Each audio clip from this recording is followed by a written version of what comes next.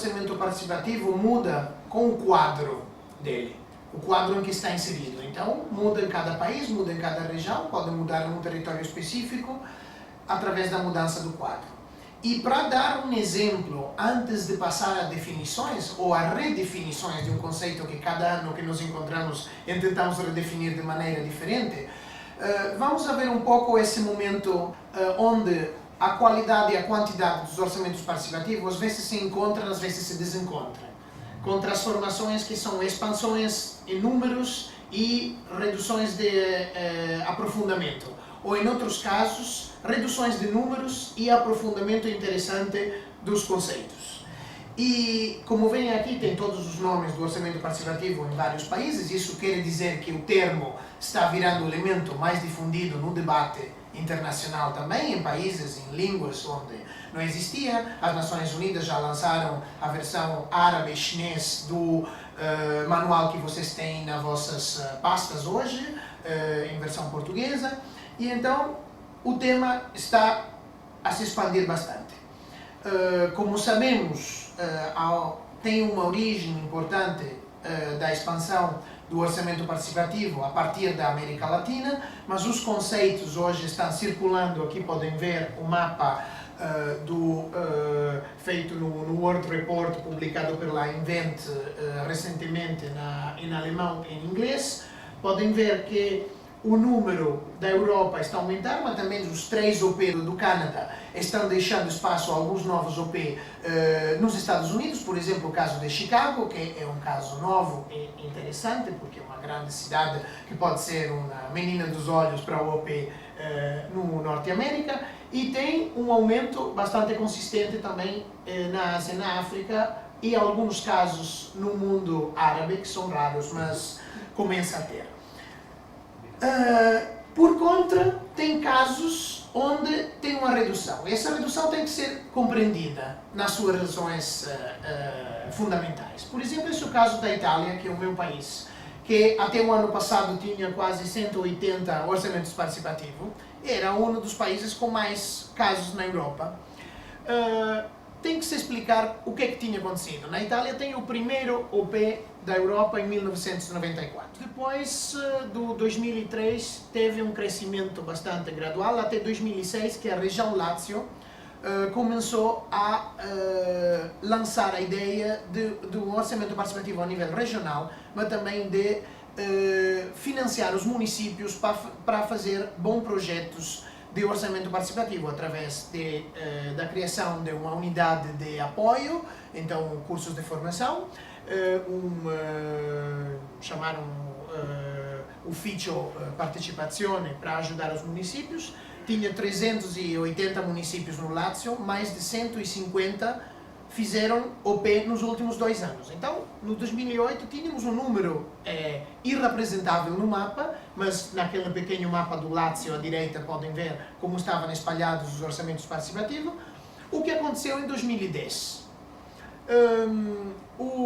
A região Lácio mudou de cor política por poucos votos, e o novo partido que ganhou ainda, que é o centro-direita, ainda não se comprometiu, embora a região Lácio tinha feito um programa de 3 anos e, por lei, ainda está, por esse ano, a ser distribuído 16 milhões de euros para as cidades que querem fazer orçamento participativo. Mas a coisa mais importante dessa redução é que a redução não toca apenas o Lácio, onde tem uma dinâmica específica, mas toca também outras regiões. É como se a Itália tivesse regredido nesse momento, ou paralisado-se, voltando um pouco para trás ao ano 2004, digamos.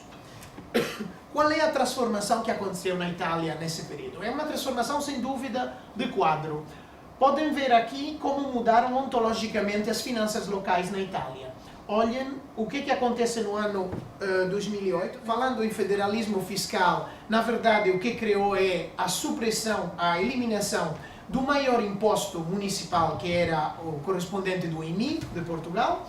E o que aconteceu, se pode ver, os ingressos municipais decaíram de maneira vertical.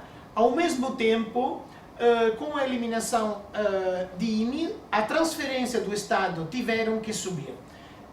Isso não quer dizer que se compensaram, porque as transferências de Estado chegam de forma muito mais rígida do que são os recursos ganhos diretamente a nível do município.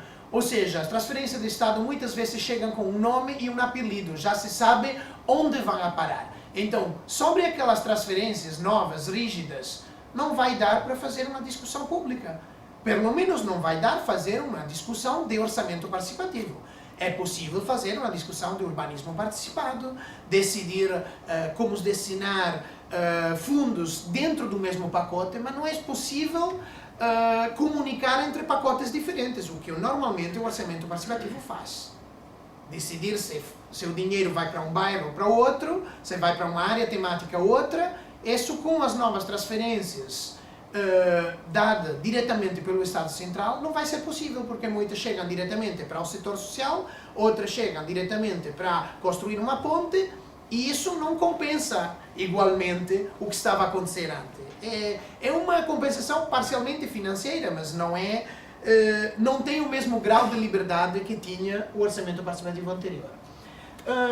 No mesmo tempo, podemos ver que tem um elemento positivo que ainda não foi desfrutado e que é o crescimento ainda bastante gradual, lento, das entradas extratributárias, ou seja, as receitas que não originam de impostos, mas, por exemplo, originam de tarifas. Como é que vemos aqui nesse último mapa que originam de tarifas? Você vê aqui o crescimento do preço dos serviços locais, nomeadamente aqui temos a questão das creches, o custo das creches para as famílias. Tem mapas muito parecidos relativos aos serviços de transporte, à distribuição de água, ou seja, todos aqueles produtos que têm tarifas atrás. E essas tarifas foram compensando gradualmente a falta de outros tipos de recursos. Mas essas tarifas têm que ser gastas dentro, normalmente, dos mesmos serviços. Então, você não pode ganhar através da água e usar aquele dinheiro para construir cemitérios. Então, essa também é uma nova forma de rigidez que se introduz. Então, o que quero dizer é que dentro desse quadro de transformação, muitos municípios se desesperaram e a primeira coisa que fizeram é dizer, como forma também política de reação, eliminamos o orçamento participativo, porque não temos nada a decidir comunemente mais. Só podemos aceitar o que nos é dado por outros níveis institucionais. Isso, eu diria, foi uma escolha política. Eu consideraria errada, ou pelo menos existiam outras escolhas possíveis. Por exemplo, trabalhar mais nessa tipologia de ingressos, de receitas, e ver se era possível construir um processo de participação ligado ao orçamento com base na discussão, por exemplo, das parcerias públicos-privadas. Aqui podem ver uma coisa relativa à despesa na Itália, não? A estrutura das receitas mudou bastante por causa da eliminação do IMI, as transferências aumentaram e também gradualmente aumentaram as receitas locais. Aqui tem um mapa mais ou menos que nos dá conta dos últimos 2 anos. Também mudou a estrutura geral com um aumento dos investimentos, não? Em geral, os investimentos aumentaram graças a esse novo mecanismo fiscal, mas aumentaram de forma rígida, então, na verdade, não aumentou a capacidade de discutir sobre esses investimentos. Aqui, nós analisamos a porcentagem dos investimentos a nível local no total do PIB italiano, e o que vamos a descobrir é que, na verdade, os investimentos desceram. Desceram e desceram muito. Ou seja, esse aumento é um aumento relativo à pequena pasta das finanças municipais, que foi se reduzindo muito em termos absolutos. Então, no final, se nós olharmos o termo absoluto do Estado italiano, os investimentos reduziram-se muito. Mas, percentualmente, em cada município aumentaram, de forma rígida. Então, nessa nova situação, tem cidades que renunciaram ao OP, transformaram o OP num processo de urbanismo participativo, processos muito temáticos, microtemáticos, relativos a um tema específico.